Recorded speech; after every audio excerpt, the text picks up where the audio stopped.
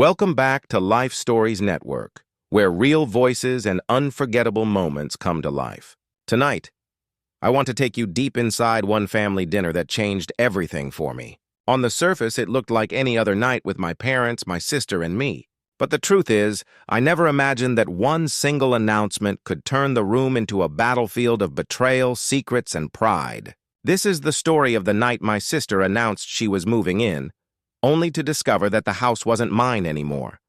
I remember the air that evening felt unusually heavy. The dinner table was set perfectly, the kind of picture-perfect setting my mother prided herself on.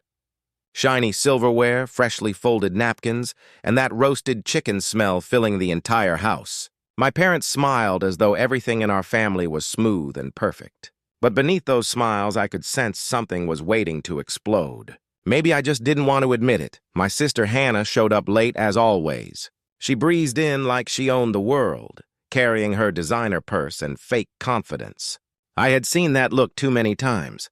It was the same one she wore when she had maxed out her credit card and still acted like life was under control. She kissed Mom on the cheek, gave Dad a playful hug, and then threw me a smirk that felt more like a challenge than a greeting. We sat down, and at first it was the usual small talk. Mom asking about work, Dad complaining about taxes, Hannah pretending she was about to land some amazing job. I was quiet, just cutting my food and thinking about how exhausting it was to live under this roof. I'd carried this house for years, paid bills when no one else could, fixed leaks, and even gave up vacations just to keep things running. To me, this place was more than walls. It was my sacrifice. Halfway through dinner, Hannah dropped her bomb. With a wide smile and no warning, she said, "So, I've decided I'm moving in here. It just makes sense. It'll save me money, and honestly, I think it'll be fun to live together again, like old times." Her words hit me like a punch. My fork froze in my hand. The way she said it, like it was already decided, like she didn't need to ask. It told me everything about how she saw me. In her eyes, I was just the brother keeping the seat warm until she decided to swoop in and take over. I looked at my parents, waiting for them to say something. Surely they'd remind her that this was my house, that she needed to respect that. But they stayed silent. In fact, Mom looked almost relieved, as if she'd been waiting for Hannah to say it. Dad kept eating like nothing unusual had happened. That silence told me the truth long before the words came. I cleared my throat and said, "You can't just move in here, Hannah. This is my home. I've worked too hard to keep it standing." My voice cracked a little. Not from weakness, but from the anger boiling inside me. That's when Mom put her fork down gently and said the sentence that changed my entire life. "It's not your house anymore." The room went dead silent. Even Hannah looked shocked. My heart dropped into my stomach, and for a second I thought I hadn't heard right. I asked her to repeat herself, and she did. Slower this time. "The house isn't in your name anymore." I wanted to scream. I wanted to ask 100 questions. But all that came out was, "What do you mean it's not in my name?" Dad finally spoke, his voice calm, almost too calm. "We decided to transfer the property. It was too much responsibility for you. Hannah will be handling things from now on." I felt my whole world spin. Years of sweat, sacrifice, and holding this place together, gone in one quiet betrayal. They had stripped me of everything without even telling me. And now my sister was sitting there, grinning like she had just won the lottery. Hannah leaned back in her chair, smug and victorious. "Well, looks like it worked out perfectly. I'll move in, and everything will be easier for everyone." Her tone was like salt in an open wound.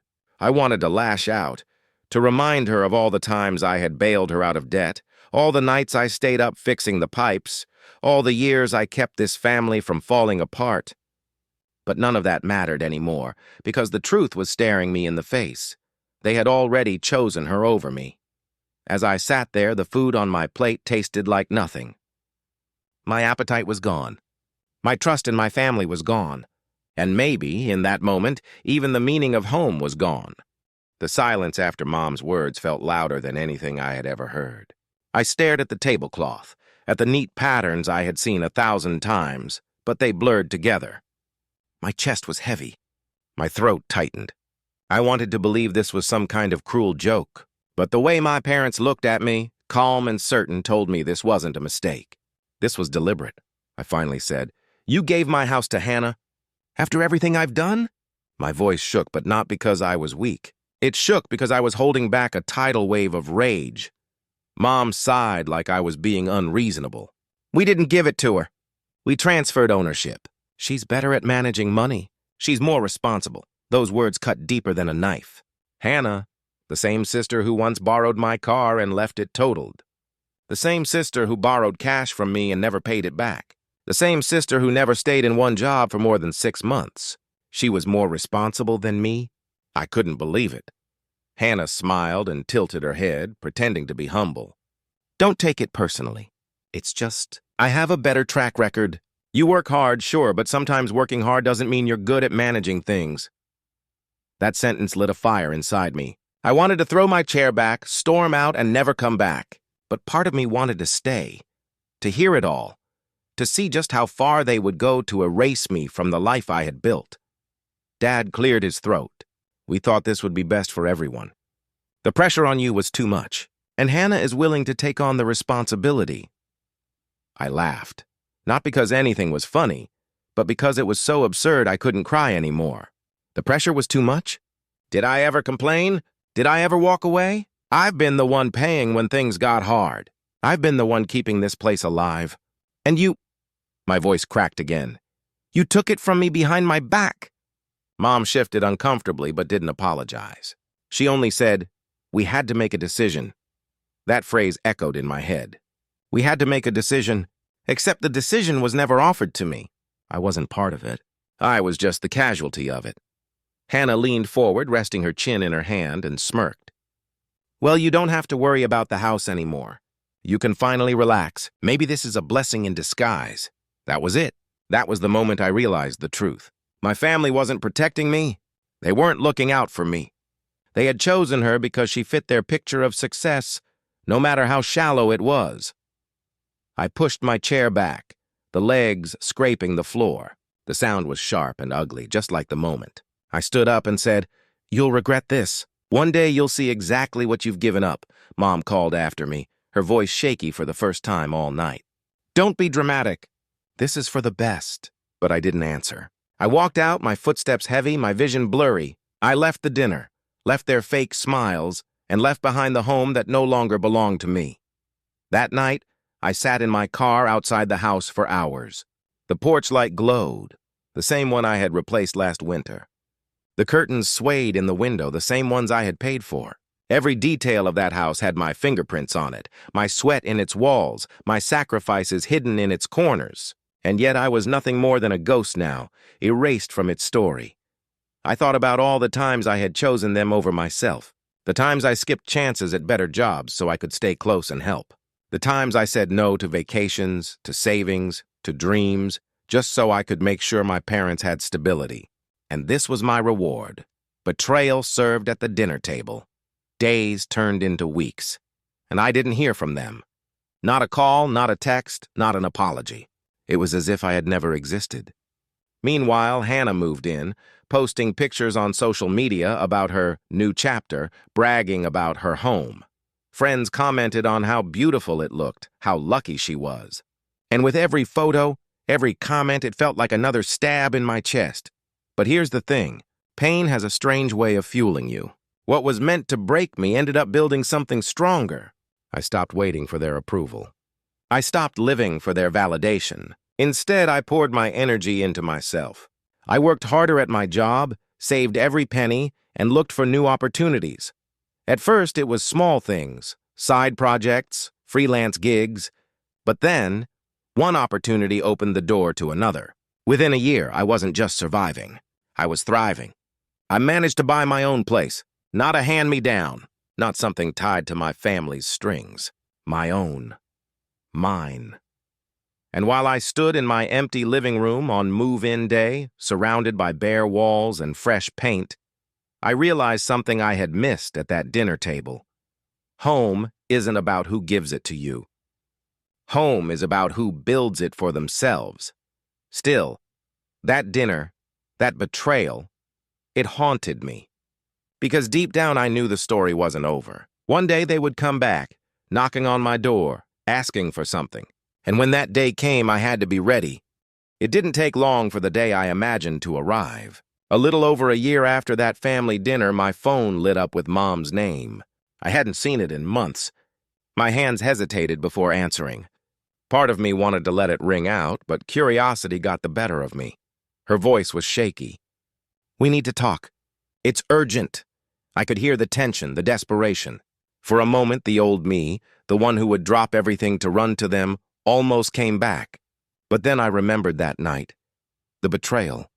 The way my sacrifices were dismissed. So instead, I calmly asked, "What's going on?" Mom's voice cracked. "It's your sister. She's in trouble. She's behind on the mortgage. The bank is threatening to take the house. We don't know what to do." I froze. A wave of emotions hit me all at once. Anger, sadness, vindication. They had taken my home away from me, handed it to Hannah like a prize. And now the very thing they thought she could handle was crumbling in her hands. I took a breath and said, "That's not my problem anymore." The silence on the other end was heavy. Then Mom whispered, "Please, we need your help." For the first time in my life, I didn't feel the need to save them. I didn't feel guilty. I didn't feel obligated. Instead, I felt a strange calmness. "I warned you," I said. "I told you one day you'd regret this." "Well, that day is here," she tried to defend herself. "We thought we were doing what was best." "We thought she was ready." I cut her off. "You didn't trust me. You didn't respect me. You took everything I worked for and handed it to her. Now you want me to fix the mess she created? No, I'm done." Before she could answer, I ended the call. For the first time, I wasn't the safety net. I wasn't the one holding everyone else together. I was free. The following weeks were quiet. I didn't hear from them again. But through mutual friends, I learned what happened. The bank took the house. Hannah had to move into a small apartment. My parents, embarrassed and ashamed, stopped talking about it. And me? I kept moving forward. My new home became my sanctuary. Every nail, every piece of furniture, every inch of it was proof that I could build something of my own. It wasn't given to me. It wasn't stolen from me. It was mine because I earned it. One night, standing in my kitchen, I thought about that dinner table, the betrayal, the smirk on Hannah's face when she thought she had won. For so long, I carried that pain like a weight on my chest. But now I realized it had been the fuel for everything I had accomplished. Their rejection became my motivation. Their doubt became my drive. A part of me wondered if they'd ever apologize, if they'd ever see the damage they caused. But I didn't need it anymore. My worth was no longer tied to their approval. My strength was no longer hidden under their shadow. Looking back, I see that dinner for what it really was. Not the end of something, but the start. That night forced me to stop living for others and finally live for myself. And as painful as it was, it gave me the gift of freedom. So when people ask me if I regret losing that house, I tell them no. Because losing it showed me what I was capable of. It showed me that home isn't four walls someone else gives you. Home is what you build with your own two hands, and I built mine.